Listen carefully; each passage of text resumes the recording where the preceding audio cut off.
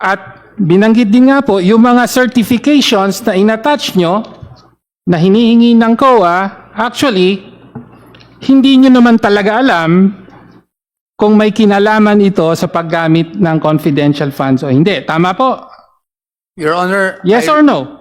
Your Honor, it's not a yes or no answer. It's not a yes or no. If with all due Please, respect. let's allow Attorney Poa to answer the sige question. po. Because that, You may proceed, Attorney clip Poa. was- Sige po. The clip was spliced, and I hope that we can refer the Spliced? committee to the entire transcript. Okay.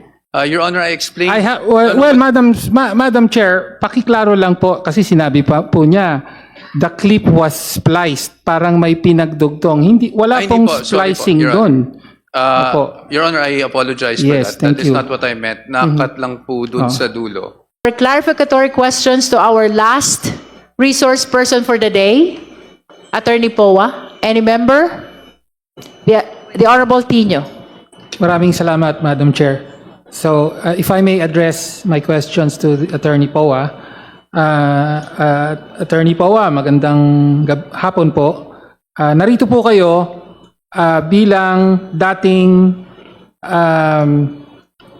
spokesperson, chief of staff with rank of undersecretary ng Department of Education sa ilalim ni dating DepEd Secretary and of course Vice President Sara Duterte. Tama po? Madam Chair, Your Honor, tama po. Tama po ba yung mga titulong minanggit ko? Tama po. Tama. Okay. Chief of Staff, spokesperson, rank of undersecretary. Okay.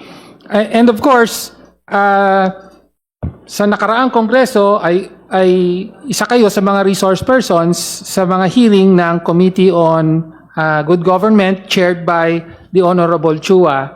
At nabanggit na kanina na inadmit na at bahagi na ng proceedings yung mga records nito. No, including yung mga sworn testimony po ninyo. Hindi po ba? Tama Madam po. Chair, Your Honor, tama po. Tama po. Madam Chair, meron lang po akong ilang clips ng mga specific testimony niya nung panahong yon na gusto ko lang po magtanong ng ilang clarificatory questions kaugnay dito. Una po, let me point out na sa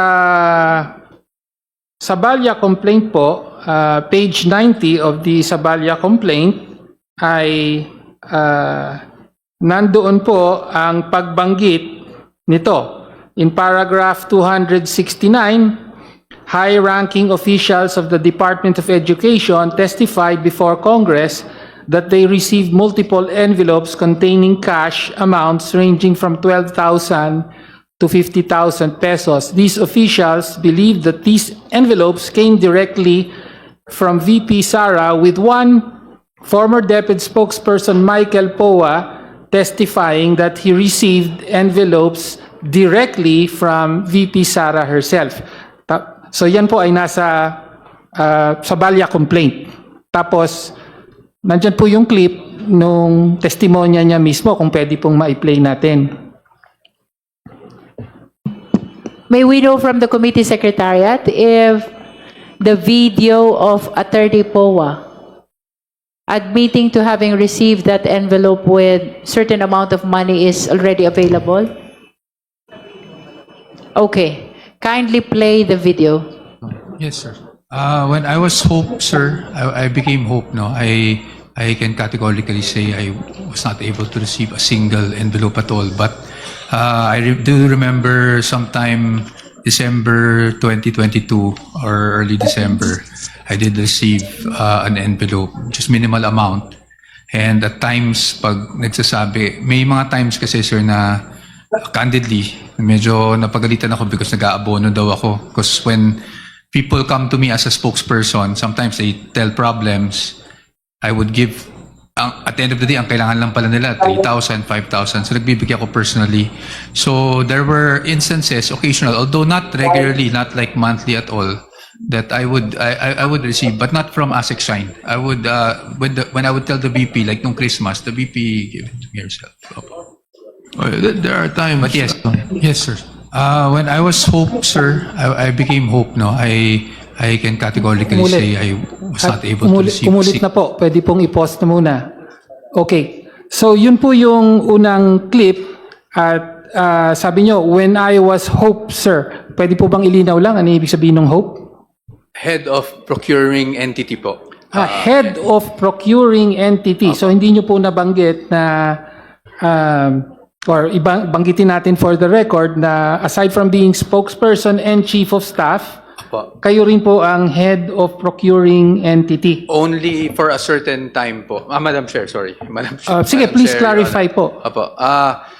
If I may just clarify on all the dates, Your Honor, para lang klaro tayo. Okay. Kasi I think dun sa subpoena, mali din yung dates. Ay, as opo, Chief of please Staff. clarify then.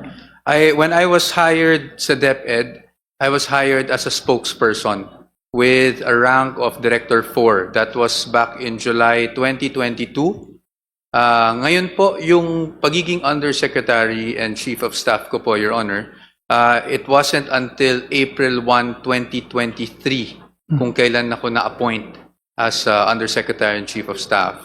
And then yung Hope po, ako po yung naging Hope October, I have the date here just to be exact, no? October 17, 2023. Yun po yung nag-retire si Yusek Mercado. Okay. Doon po ako naging Hope. Okay, thank you. So yung panahon na ito, December 22, 2022, hindi pa po kayo hope. Hindi So pa po. kayo po ay spokesperson. Apo, spokesperson. Okay, thank you. And then you received an envelope containing an amount from ang importante pong sinabi niyo rito, the VP gave it to me herself po. Apo, Tama po. Binigyan po kayo mismo direkta apo. ng envelope ni Vice President Sara Duterte. Ngayon, as to the amount, hindi niyo po binabanggit dito. By the way, Madam Chair, this is from the transcript of October 17, 2024. Wala pong binanggit about the amount. But in a subsequent hearing, November 5, 2024, ay may mababanggit na po na amount. Please play the second clip po. Attorney Powa, do you remember receiving an envelope that has about 200,000 in it? Mr. Chair, Your Honor, no. The simple answer is no. The biggest, if I need to share, Yes, go probably, when one time nakwento ko nga na nag-reimburse ako because of a media party, no, for, just to host the media for Christmas, I was given around 20 to 25 at that time, which was, well, to be candid, lower pa than what I made abono, but who are we to, diba? So, but never, not, definitely not 200, not 100,000, not 50,000. Okay. Oh, Miss Catalan. Okay, thank you. So dito po, sinabi nyo na I was given, so just to clarify, yung pinag-uusapan yung insidente na binigyan kayo, dalawa po kasing magkakaibang hearing to. This is the same incident. If I may just contextualize everything. Yes, please. Your Honor. Kasi there were several incidents na nire-reimburse ako, although hindi siya yung monthly, no? So, for example, Your Honor, that incident that we were pertaining to, the same incident close to December, because we had to host, alam nyo na, yung fellowship ng media, kinulang po yung budget ng DepEd, so naglabas ako ng sarili kong pera. So that's what happened. Now, in other incidents, similarly, that's why I had to really categorically say that these were reimbursements for personal expenses that I personally shelled out po. Okay. So binigyan po kayo ng binigyan kayo sa isang envelope ni Vice President Sara Duterte ng 20 to 25,000 pesos noong December 2022. Tama po? Hindi ko na po matandaan kung 20 to 25, but yes, it was the same. Well, it yun yung was the sinabi same. nyo rito. Yes po, ito po. Okay. Okay, so binigyan kayo nun. Tapos, parang binanggit mo na rin, hindi ito yung iisang pagkakataon na binibigyan kayo. Kasi sabi nyo dito, the biggest if I need to share, so implying that you received more than once. Tama po? Madam Chair, yes. Yes. Okay. Mr. Chair. Sabi nyo po, reimbursement. So, ibig sabihin, hindi po, yung binigay sa inyo ay hindi sweldo, Hindi rin yung mga allowances na tinatanggap ng government employee under salary standardization law. Tama po ba? Tama po, at hindi po Okay. siya regular, Your Honor. Hindi regular. Hindi siya monthly, Okay. kumbaga. What that's what I meant to say. Reimbursement. So, meron po ba kayong resibong pinirmahan bilang reimbursement? Honorable Tino, please Yes. confine to what appears in the transcript. Okay. You might be probing already. All right. May- Sige. Thank you, Madam Chair. Then, For the guidance of the members, the questions of the Honorable Tino is anchored on the statements of Yes. Attorney Poa appearing in the transcript of the inquiry in aid of legislation conducted by the Good Government Committee in the 19th Congress. But Mm-hmm. Yes. please confine your questions to the All right. transcript. Okay. You didn't, okay. So, reimbursements po ang intindi nyo dito. Tama po. Well, hindi lang po intindi because, Your Honor, Madam Chair, may I just give some context, just for clarity for everyone. on Yes, what you may happened. proceed. Yes. I'll give you an example po, a very concrete example. Pumunta po kami ng ating Vice Presidente noon when she was Secretary of Education sa isang burol. No? After po ng burol na yun, marami nagpapapicture sa kanya. May mga lumalapit po, may lumapit po na bata, nagbebenta po ng mga damit. It was Shein na damit. I don't know if I'm correct, if I'm saying it correctly. But she said, tulungan natin. Gusto kong bilhin, no? So, syempre, ang dami po nagpapapicture sa kanya. Ako po yung naglabas ng pera para po mabayaran yung binibentang damit. At pagkatapos po nun, a few days after, naalala niya, tinanong niya sa akin kung magkano nagastos ko. It was around 6,000 if I'm not mistaken. Binalik po niya sa akin yung 6,000. Ganun po yung nature ng... Okay. That's why I keep on saying reimbursement. Thank you, Madam Chair. I was asking kung may resibo po ba dun sa reimbursement to determine whether or not government funds were used. Your question However, about the receipt how- is probing already. However, since these are probing questions, ipaubayan na po natin yan Yes. sa ibang venue. After if all, ever. our standard is merely probable cause. Thank you, Madam Chair. Okay. So yun po yung unang tanong. Ngayon, kaugnay naman po sa confidential funds. Dahil po sa Annex U ng Sabalia complaint, ay yan po yung reply ng DepEd. Asan na yun? Okay, Annex U. Ito po yung dated 17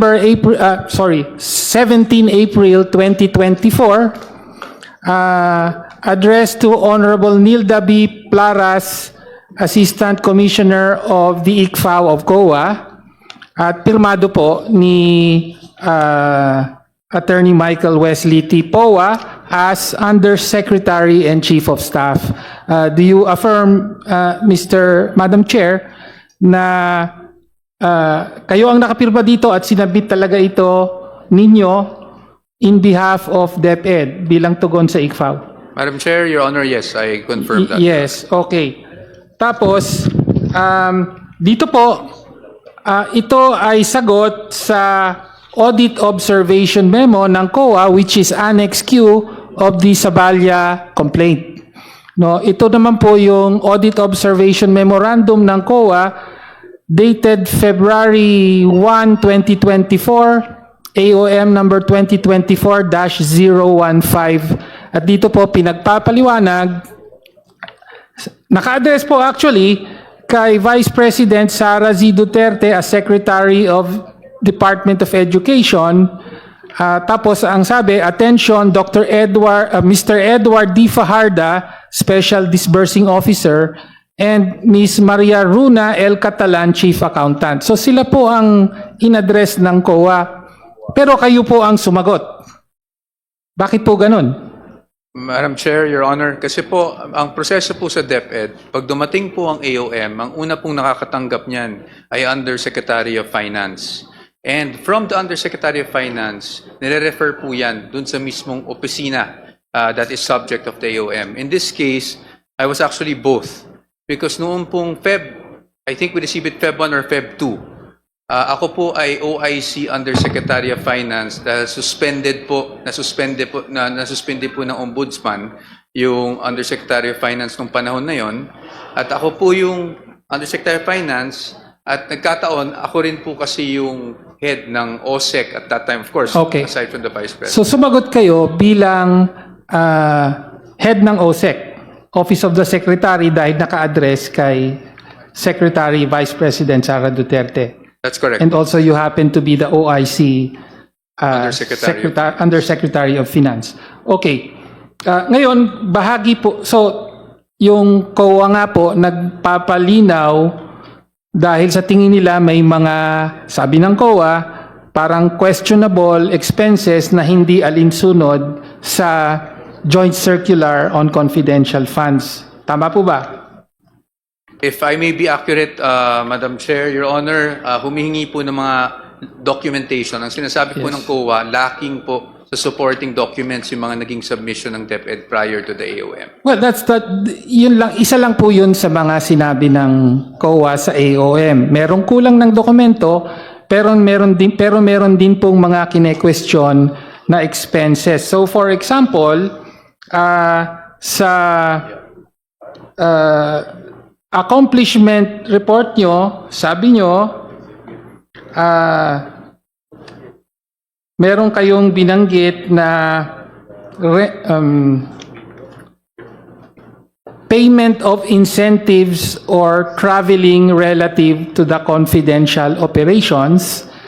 At sinabi ng COA rito, the above enumerated expenses are not among the confidential expenses enumerated in item 4.8 of JC number 2015.01. So hiningi kayo ng dokumento sa ibang bahagi, pero dito sabi, yung sinubmit yung expense, hindi kasama sa authorized expenses. At sumagot kayo doon. Ang sagot nyo po ay, kaugnay doon, babasahin ko po yung sagot nyo. Sabi nyo rito, the payment for traveling relative to the confidential operations qualify as rental of transport vehicle. So, gina-justify nyo po. At sabi nyo, as an additional incentive to operatives and agents, unmarked private vehicles were rented and provided to support surveillance and casing activities. So, you were making a statement of fact na ginamit ito, were rented and provided to support surveillance and casing activities. Tama po. Tama po, Your Honor, but that Thank was you. based on my No, discussion with yun the lang, FDO. tama. Yun ang sinabi mo. Apo. Tama, okay. Tapos, ang isa pang, Just for the guidance of the members, Congressman Tino is reading from the letter of Attorney Poa yes, in response to the AOM yes. of DepEd. Yes, Your Yes. Honor. And that letter is part of the documents which were submitted to us by COA, as well as part of the documents submitted to us by the head of the Legislative Archive. That's for the record. Thank you, Madam Chair. But please confine to the letter. Yes. And then, kasama din nga po yung humihingi ng dagdag na dokumento ang COA sa inyo. At ito po ang inyong sagot. Ang sagot nyo naman ay, ito. On the finding that payment of rewards to informers must be supported with documents evidencing success of the information gathering and or surveillance activities on the account of the information given by the informer. So sabi nyo rito, attached here to as Annex B1 to B4 are the certifications issued by relevant partner agencies evidencing the success of various programs, projects, and activities directly resulting from the information provided by informers during the specified period. Yun po ang sagot nyo. Tama po.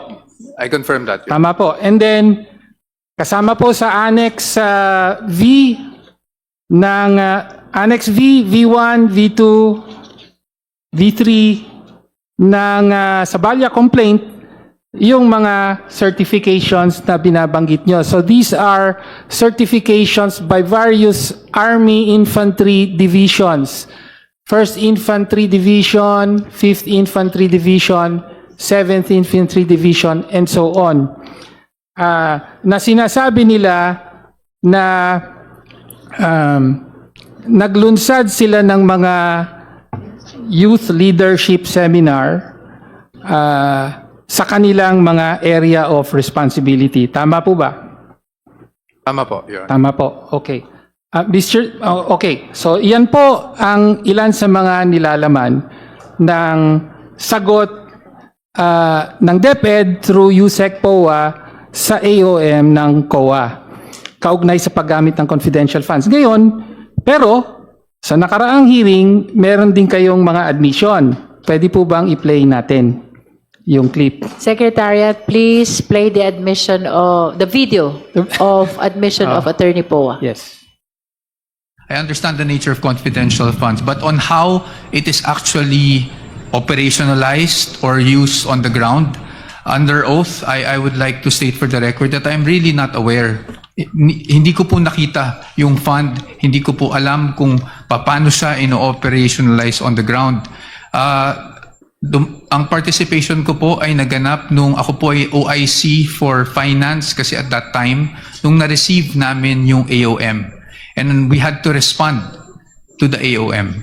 And so because we had to respond to the AOM, I had to get all the documentation that COA was asking for po through that AOM. So ibig sabihin po, hinihingi nyo lamang po itong mga documentation na to para lang ma-justify kung paano ginamit. Pero in actual, hindi talaga doon ginamit. Tama po ba? Parang gano'n ang pagkakaintindi ko eh. Parang hinihingi nyo lang po yung certification nung nilabasan na kayo ng AOM. Tama po. Tama po? Tama po. Tama po, okay. So, ayun po. So, una, malinaw po, kayo pa nagsabi, under oath, I would like to state for the record that I am really not aware, hindi ko po nakita yung fund, hindi ko po alam kung paano siya ini-operationalize on the ground. So, inamin nyo po under oath na wala talaga kayong alam kung paano ginamit yung confidential funds. Tama naman po. Tama naman po. Always been Okay, thank you. consistent with that, Thank Your you. Okay. So, at binanggit din nga po, yung mga certifications na inattach nyo, na hinihingi ng COA, actually, hindi nyo naman talaga alam kung may kinalaman ito sa paggamit ng confidential funds o hindi. Tama po? Your Honor. Yes or no? Your Honor, it's not a yes or no answer. It's not a yes or no. If with all due Please, respect. let's allow Attorney Poa to answer the sige question. po. Because that, You may proceed, the Attorney clip was- Poa. Sige po. The clip was spliced, and I hope that we can refer the Spliced? committee to the entire transcript. Okay. Your Honor, I explained. Well, Madam Chair, pakiklaro lang po kasi sinabi pa po niya the clip was spliced, parang may pinagdugtong. Wala Ay, hindi pong po. Sorry po, splicing Your doon. Opo. Your Honor, I apologize for Yes, that. thank That is you. not what I meant. Nakat lang po dun sa dulo. What I was saying, Your Honor, is if I think the good chairman of the good government was also here, was at that time, since I did not have any personal knowledge on the operations, utilization, disbursement of confidential funds, that I had to rely on the documents that were submitted to me. At that time, Your Honor, when I received the AOM, of course, I had to talk to the SDO, the Special Disbursing Officer, to say saan natin kukunin itong mga documents na hiningi ng COA. I was referred to USEC Mempin, if you remember, at that time. And so I asked USEC Mempin for those. I did not even ask for certifications, which is also stated in the transcripts. I asked for accomplishment reports, Your Honor. But again, Your Honor, I apologize to the Honorable Tino by using the word splice. I think that was inaccurate, and I really apologize Thank for you. that, Your Honor. Okay. So actually, I have the whole transcript here. No? So actually, kayo rin ang humingi kay USEC Mempin ng mga certifications. Pero, may alam ba o wala si USEC Mempin sa paggamit ng confidential funds? Your Honor, yun, hindi ko po masasagot. Hindi niyo po masasagot. Okay. My manifestation is that as per the COA guidelines, ang may alam lang po ng kaya nga confidential funds, ang may alam lang po ng paggamit ng confidential funds ay ang Vice President as head of agency or the Special Disbursing Officer. At si Yusek Mempin, siya po ba ang Special Disbursing Officer? Hindi po. O hindi Your Honor. po. So, imposible rin na may alam si Yusek Mempin dito. So, in other words, to conclude, Madam Chair, ang nais po lang nating mailinaw dito ay gumawa kayo ng sagot sa mga paglilinaw na hinihingi ng COA sa kung paano ginamit ang confidential funds ng DepEd. Sumagot kayo kahit aminado kayo ngayon na wala talaga kayong kaalam-alam sa kung paano ito ginamit. That is Tama po a ba? manifestation, Congressman Tino. Ah, You should not be raising that question to Attorney Poa. okay. Make Then- it a manifestation Thank instead. you. That was a rhetorical manifestation, Madam Chair. And with that, I conclude. Thank you, Madam Chair. All right. So any other clarificatory questions for Attorney Poa? If there are none, we direct again the committee secretary to call again the Vice President to give her opportunity to present evidence. Comsec?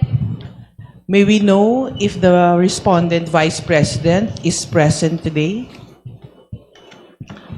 The respondent is not present today, Madam Chair. Let it be part of the record that we called again the Vice President and she continues to be not around. The intention of calling her is to extend the continuing opportunity to present her evidence, including counter evidence to the testimony that was given by Attorney Michael Poa. May I solicit the necessary motion to excuse Attorney Michael Poa? Madam Chair, I move The to Honorable excuse Gutierrez. Attorney Poa from today's hearings. Yes, there's a motion to excuse Attorney Poa. The same has been seconded. Any objection? Hearing none, the motion is granted. Thank you, Your Attorney Honor. Michael Poa is excused. Maraming salamat po Maraming for spending time with the committee. Thank you po, Your Honor. Thank you.